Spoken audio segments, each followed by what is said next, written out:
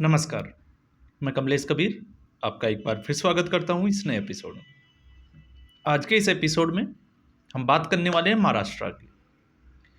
महाराष्ट्र में इस वक्त तरह तरह की अटकलों का बाजार गर्म है और उसकी वजह भी है। और वजह यह है, लेकिन मैं आपको सिर्फ इतना जरूर कहना चाहूँगा कि इसको आप सच्चाई बिल्कुल मत मानिए, चाहे वो बात इधर की हो या फिर उधर की हो। और ऐसा क्यों? क्योंकि इसके लिए आपको जो है वो आप अपना अनुभव जो है उसको टटोलना पड़ेगा। अब अनुभव कैसे? जैसे वामपंथी मीडिया जो, क्योंकि उनको तो मसाला चाहिए, खबरों का बाजार गर्म है। हरियाणा में भी ऐसे ही हुआ था। और लगातार जो है वो नायब सैनी को मुख्यमंत्री नहीं बनाया जाएगा, कोई दूसरा मुख्यमंत्री बनेगा, बार्गेनिंग चल रही है, ये हो रहा है, वो हो रहा है। तमाम तरह की जो बातें थी वो बातें बन के रह गई। और फिर उसके बाद में एक दिन नायब सिंह सैनी ने मुख्यमंत्री पद की शपथ ले ली। तो अब हालांकि लिबरल लॉबी को जो है वो बड़े उम्मीदों के बाद कोई ऐसी खबर मिलती है जिसके ऊपर वो बात करती है। और दूसरा, अगर हम ये कहें कि देवेंद्र फडणवीस ही सीएम होगा, तो फिर भारतीय जनता पार्टी का जो पास्ट है, कुछ राज्यों का जो अनुभव है, फिर वो उसके बीच में आ जाता है। तो इसलिए ना इधर की होगी बात ना उधर की, लेकिन आप तय मान के चलिए मुख्यमंत्री जो है वो देवेंद्र फडणवीस ही होंगे। तो फिर पेच कहां फंसा हुआ है? तो पेच आपको पता होगा, अजीत पवार सीधे तौर से वो गेम खेल गए। और उनका गेम ये था कि उनको मुख्यमंत्री का पद जो है वो कभी नहीं मिलने वाला। ऐसी स्थिति में उन्होंने भारतीय जनता पार्टी को, देवेंद्र फडणवीस को समर्थन पहले ही दे दिया था। फिर बात थी एकनाथ शिंदे की। तो इस बार जनता ने जिस तरीके से क्लियर मैंडेट देने की कोशिश की है भारतीय जनता पार्टी को, तो 130 से ज्यादा सीटें हैं। तो ऐसी स्थिति में एकनाथ शिंदे को भी पता है कि भारतीय जनता पार्टी जो है वो सरकार, अगर वो शिंदे भारतीय जनता पार्टी के साथ नहीं रहते हैं तो भी सरकार बना सकती है, क्योंकि सीधा दिख रहा है अजीत पवार के साथ, या फिर कुछ एमएलए जो है वो अपने आप जो है वो भारतीय जनता पार्टी की, क्योंकि ज्यादा एमएलए की जरूरत भारतीय जनता पार्टी को है भी नहीं। तो प्रेशर पॉलिटिक्स ये हावी है अजीत पवार और एकनाथ शिंदे की पार्टी के ऊपर, ना कि भारतीय जनता पार्टी के ऊपर। लेकिन मामला कहां फंस सकता है उसका हम सिर्फ अनुमान लगा सकते हैं। भारतीय जनता पार्टी की किसी भी गुप्त मीटिंग का हम आकलन नहीं कर सकते, हम सिर्फ अनुमान लगा सकते हैं, जो कि अनुमान लगाया भी जाता है कि भारतीय जनता पार्टी जिस तरीके से एकनाथ शिंदे ने जो है वो अपने आप को मुख्यमंत्री पद से अलग कर लिया, तो अलग करने के बाद में फिर जो खबरें आई, क्योंकि लग रहा था कि अब जो है वो बहुत जल्द मुख्यमंत्री पद का ऐलान हो जाएगा, लेकिन ऐसा अभी तक हुआ नहीं। और इस बीच आपने देखा जिस तरीके से जो कल की मीटिंग थी उसको टाल दिया गया और एकनाथ शिंदे अपने गांव चले गए सतारा। और उसको लेके भी सोशल मीडिया पे तरह तरह की जो है वो अटकलों का बाजार गर्म हो चुका है। तो ऐसी स्थिति में स्वाभाविक है, बात होना जरूरी भी है। लेकिन जब हम बात करते हैं, जिस बात को लेकर यह माहौल बनाया जा रहा है कि एकनाथ शिंदे ने गृह मंत्री का पद मांग लिया, या गृह मंत्रालय जो है वो शिंदे की शिवसेना ने मांग लिया, और वहां पे पेच फंसा हुआ है। तो ये सिर्फ जो है वो अटकलें हैं। लेकिन ये भी सच्चाई हो सकती है कि एकनाथ शिंदे ने मुख्यमंत्री पद को छोड़ते हुए गृह मंत्रालय जो है वो मांगा हो। लेकिन भारतीय जनता पार्टी ने, आज तक का इतिहास है कि जहां जहां उसकी सरकार रही है, गृह विभाग जो है वो भारतीय जनता पार्टी ने अपने पास ही रखा है, क्योंकि इसमें लॉ एंड ऑर्डर आता है। तो लॉ एंड ऑर्डर की स्थिति को देखते हुए भारतीय जनता पार्टी, हो सकता है किसी भी स्थिति में वो जो है वो दूसरी पार्टी को ये वाला जो विभाग है वो देने से कतराती हो, या डरती हो, या नहीं देना चाहती हो, कोई कुछ भी हम जो है वो कह सकते हैं। लेकिन इसके इतर अगर हम बात करें कि देवेंद्र फडणवीस ही क्यों, जब हम इस बात पे जोर लगा रहे हैं, तो देवेंद्र फडणवीस इसलिए क्योंकि जिस स्थिति में 2014 के बाद में लगातार भारतीय जनता पार्टी की सीटें बढ़ी है, और उसमें एकमात्र नेता अगर कोई स्टेट लेवल का नजर आता है तो वो देवेंद्र फडणवीस नजर आते हैं। जिस तरीके से उनका 2014 से लेके और 2019 का जो शासन रहा, और उसमें पक्ष और विपक्ष को साधते हुए उन्होंने सरकार चलाई। अच्छा जो है वो एडमिनिस्ट्रेशन, लॉ एंड ऑर्डर, हर स्थिति को जो है वो मजबूत बनाए रखा। और उसमें भी एक कड़ी अगर हम आगे बढ़ के देखें तो आरएसएस से नजदीकियां। आज भी आरएसएस की मीटिंग में देवेंद्र फडणवीस एटलीस्ट जो है वो जाने से कतराते नहीं है। तो इसलिए, और महाराष्ट्र में आप जिस तरीके से आरएसएस ने मेहनत की है भारतीय जनता पार्टी के लिए, तो इन दोनों को देखते हुए तो यही लग रहा है कि देवेंद्र फडणवीस जो है वो बिल्कुल सेफ और सुरक्षित है। मुख्यमंत्री का पद जो है वो उनको ही मिलेगा और आरएसएस जो है वो देवेंद्र फडणवीस के साथ ही खड़ा होता हुआ नजर आएगा। और स्थितियां क्योंकि उलट थी, मराठवाड़ा में आपने देखा जिस तरीके से भारतीय जनता पार्टी ने, लग रहा था कि शरद पवार का जो गढ़ है वहां पे टक्कर मिलेगी, कांग्रेस जहां पे है वहां टक्कर मिलेगी, लेकिन ऐसा कुछ हुआ नहीं। तो उसकी एक ही वजह नजर आती है, वो है देवेंद्र फडणवीस। और जब हम इसके उलट देखते हैं कि ऐसा क्यों नहीं हो सकता, तो ऐसे उसमें अगर हम देखते हैं तो आपने देखा होगा भारतीय जनता पार्टी का यह भी इतिहास रहा है कि जो नेता जिसका कद जो है वो बहुत बड़ा हो जाए और वो अपने आप डिसीजन लेना शुरू कर दे, तो ऐसी स्थिति में भारतीय जनता पार्टी जो है वो उस नेता को साइड कर देती है, या लीडरशिप जो है वो साइड कर सकती है, ऐसा हम कह सकते हैं। तो आपने देखा शिवराज सिंह चौहान जिनका कद जो है वो बहुत बड़ा हो गया था, तो शिवराज सिंह चौहान को मध्य प्रदेश की राजनीति से दूर रखा गया।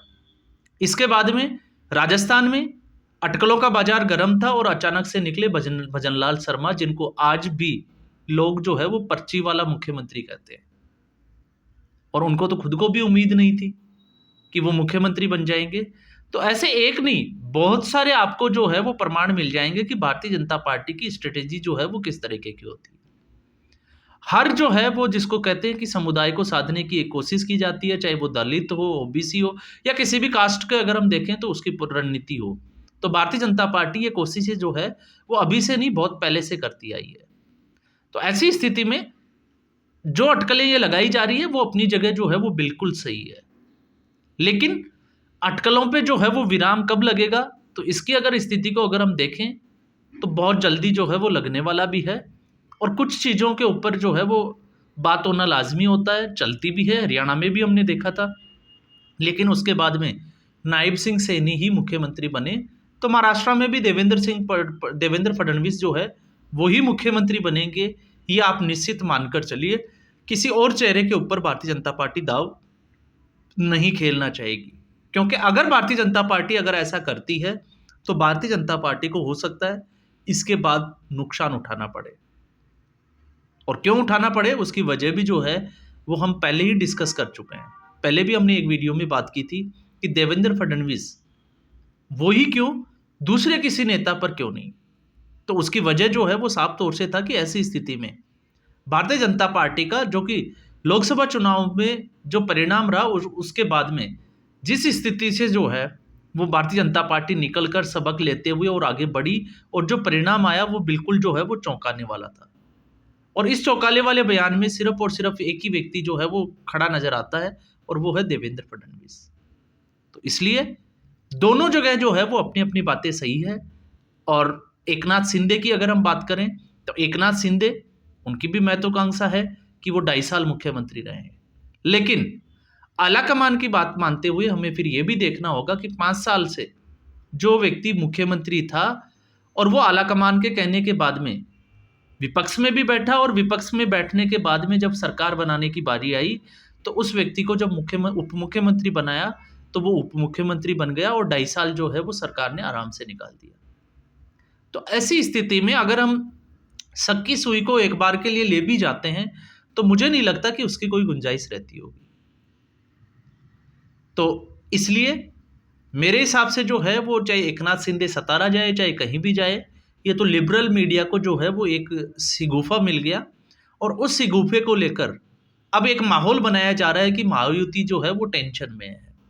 तो महायुति जो है वो बिल्कुल टेंशन में नहीं है। और जिन लोगों को लगता है, क्योंकि अशोक वानखेड़े जैसे फटेडोल उन्होंने जो है वो जिस तरीके का माहौल बनाने की कोशिश की जा रही है कि एकनाथ शिंदे जो है वो शरद पवार के कांटेक्ट में है, तो मुझे नहीं लगता कि एकनाथ शिंदे इतने बड़े कद पे और इतने बड़े पद पे जाने के बाद में और अपनी पार्टी को खड़ा करने के बाद में एक टुच्चे बरसे जिसकी हम बात करें, जिसको राजनीति का चाणक्य कहा जाता है और एबीसीडी का पता नहीं पूरी कांग्रेस पार्टी को निकल गया, और कांग्रेस पार्टी के अलावा किसी पार्टी की जो है वो निकलने की उसकी हिम्मत नहीं हुई।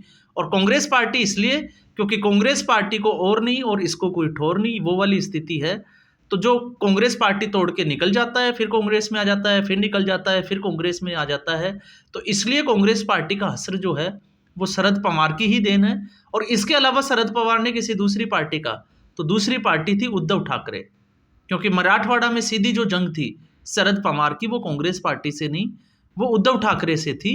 और उद्धव ठाकरे का जो सूपड़ा साफ किया है शरद पवार ने, वो आप लोगों के सामने है। तो ऐसी स्थिति में मुझे लगता है कि इस तरीके का आकलन करना जो है वो बेईमानी होगा कि एकनाथ शिंदे जो है वो शरद पवार के साथ बात चल रही होगी या उनके साथ कुछ मंथन चल रहा होगा, क्योंकि शरद पवार जो है वो अपनी राजनीतिक पारी के अंतिम दौर में है, उनकी पार्टी भी और वो खुद भी। तो ऐसी स्थिति में शरद पवार, अगर अजीत पवार से बातचीत चल रही है वहां पे थोड़ा सा सोचा जा सकता है, लेकिन यहाँ पे जो है वो सोचने की जरूरत ही नहीं है। और इसलिए भी सोचने की जरूरत नहीं है क्योंकि भारतीय जनता पार्टी के कुछ नेता जो है वो एनसीपी अजीत पवार के सिंबल पे चुनाव लड़ रहे हैं, कुछ जो है वो एकनाथ शिंदे के सिंबल पे। तो एकनाथ शिंदे तो बल्कि जो है वो भारतीय जनता पार्टी के साथ रहने से जो असली और नकली शिवसेना की जो लड़ाई थी उसमें मजबूत बनकर उभरे हैं। तो वो क्यों अपने पैरों पे कुल्हाड़ी मारेंगे, आप सोच के देखिए। और उद्धव ठाकरे के कुछ नेता जो है वो खुद एकनाथ शिंदे के साथ आने के लिए तैयार है, तो फिर शिंदे जो है वो छोड़कर दूसरी जगह कहाँ चला जाएगा। और मान लीजिए अगर ऐसी स्थिति बनती भी है तो भारतीय जनता पार्टी के पास 132 सीटें, उसको कितनी सीटें चाहिए सरकार बनाने के लिए।